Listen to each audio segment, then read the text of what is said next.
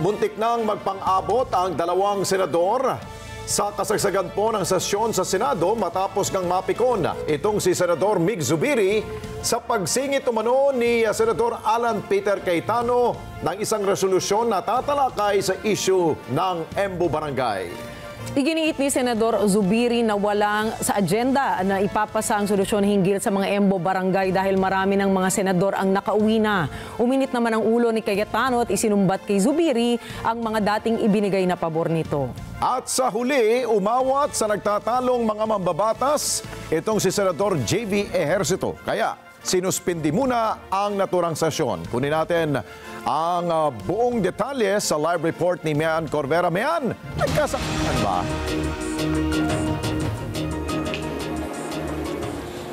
Alex, muntik nang mauwi sa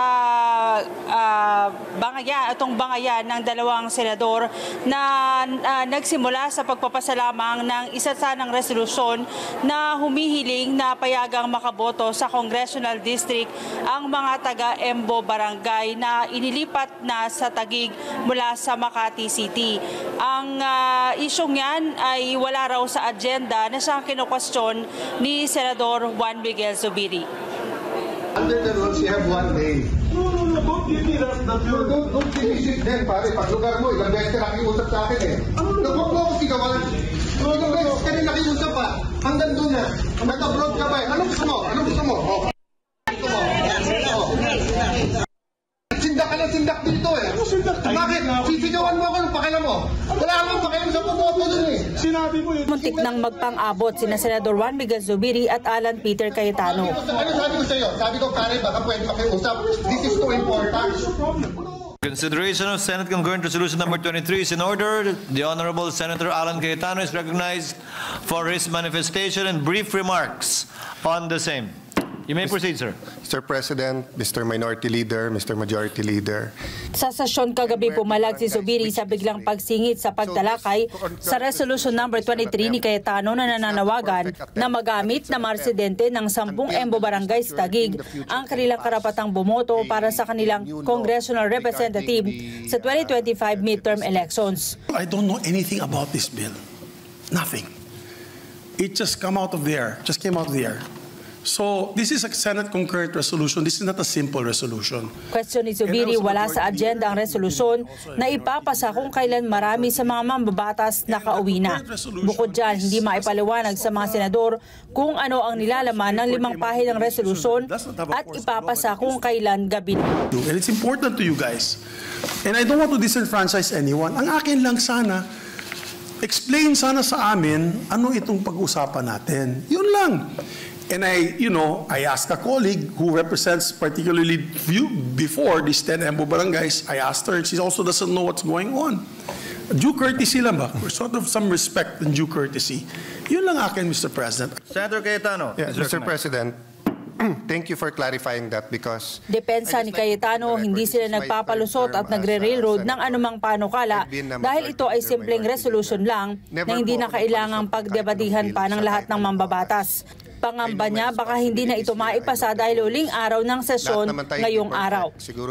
May I ask for a minute suspension, Mr. President? Session is suspended. Dahil dyan, sinuspindi pansamantala ang sesyon at nawala ang live video feed. Never po ako nagpalusot ng kahit anong bill sa kahit anong oras. I know my responsibilities here. I know the rules. Lahat naman tayo hindi perfect. Pero habang nakabreak, binitiwan ni Cayetano ang hawak na telepono sa lamesa at nilapitan si Zubiri. Nagkaroon ng matinding sigawan ng dalawa at nagkaroon ng hamunan. Biglang umawat ang tumatayong Majority Leader kagabi na si Senador JV Ejercito. Napatakbo rin sa plenaryo si Senate Sergeant at Arms Roberto Angcan habang si Senador Pia Cayetano humila, umawat at yumakap sa kanyang kapatid. Sabi ni Ejercito, naging alerto lang siya dahil kita niyang umiinit ang sitwasyon. Well, siguro that's how democracy is. We don't have the same opinion or points of view at times. Minsan may passionate, may emotional. Siyempre kung ganun ka-importante sa iyo. So ganun talaga, at least we're only human.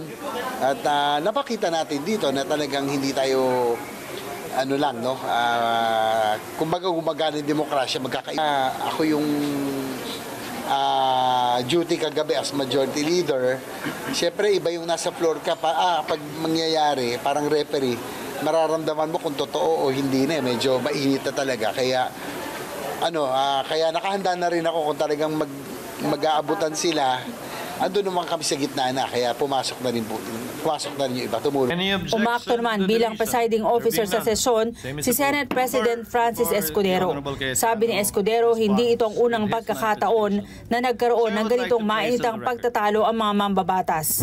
Ulitin ko, tao lamang, minsan mataas ang emosyon kaugnay sa mga pinaniniwalaan, pinaglalaban at advokasya na sana maunawaan din ninyo. Tulad lamang din naman ninyo, naliligo, nagbabanyo, natutulog at minsan nadadala ng emosyon. Wala namang may gusto para ipangako hindi maulit. Kung nangyayari naman yan, hindi inaasahan palagi. So hindi mo naman kailangan ipangako yun. Wala naman talaga may gusto. Hindi niya raw pinagsabihan ng mga kapwa-senador dahil sila mismo umako ng kanilang pagkakamali at nagsorry matapos magkaroon ng paliwanagan. Sa 14 na taon ko sa Senado at 9 na taon sa Kongreso, kabuang 23 taon, ni minsan wala pa ako nakitang nagpang-abot ng mga batas. Ayon kay Zubiri, pumayag siya na i-adapt ang resolusyon dahil maliwanag na hindi naman lilikha ng bagong distrito, sa halip ay paghahayag lang ito ng sense of the Senate na dapat makaboto ang mga taga-Embo barangays para sa congressional representative. Kiss and make up na kami, kaya ayoko na ayoko nang dagdagan yung, I don't want to add fuel to I have to see him again later, we have to work together, so okay na yan. As far as I'm concerned, napaliwanagan naman ng maayos, but I couldn't, as a stickler for rules, I could not allow just any passage of bill without at least thorough discussion on it. He was worried na baka madali, kasi sabi nga niya, mawawala ng pag-asa ang mga taga-Embo na magkaroon ng representation bilang na makaboto ng linawagan ng karoon ng liwanag. Paglilinaw naman ni Escudero, hindi na kailangan dumaan sa 3-day rule o i-calendar sa business ng Senado ang anumang ipapasang resolusyon, hindi tulad ng isang ordinaryong batas.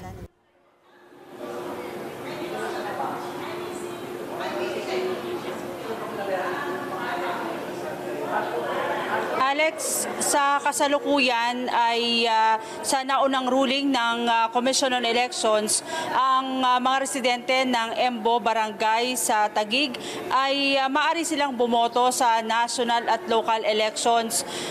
Pero limitado yan sa pagkasenador, mayor, vice mayor at pagiging miyembro ng City Council.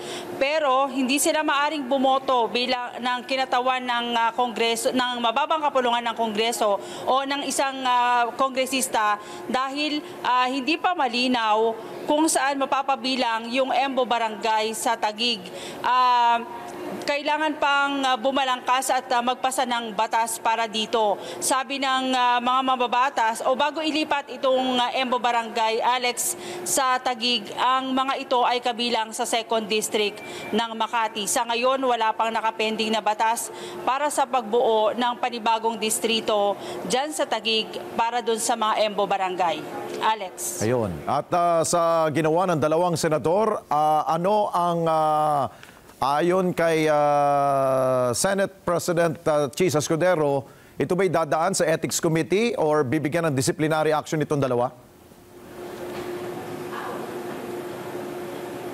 Hindi na daw, Alex. Normal naman daw na nangyayari yung ganyang mainitang debate, mainitang pagtatalo kahit pa sa mga nakaraang mga kongreso.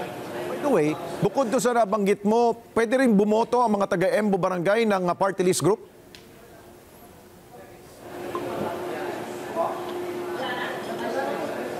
Pwede, Alex, kung meron silang kinakatawan o yung may gusto silang ibotong party list representative, ang hindi nga lang malinaw yung mismong distrito na makakasakop doon sa Embo Barangay. Habol ko na lang, Mean, dahil nga ang usapin tungkol dyan sa Embo Barangay, may kinalaman dito ang Makati, no? Kaya rin ba umalma itong si Senador Migs dahil wala doon sa mismong sesyon si Senadora Nancy Binay? nakauwi na si Senator Nancy Binay doon sa kagabi sa sesyon dahil si Zubiri ay kanyang kaalyado dito sa Senado. Siya yung tumayo bilang representative nitong si Senator Nancy Binay. Pero so far, wala tayong narinig pa na pahayag mula kay Senadora Binay, no?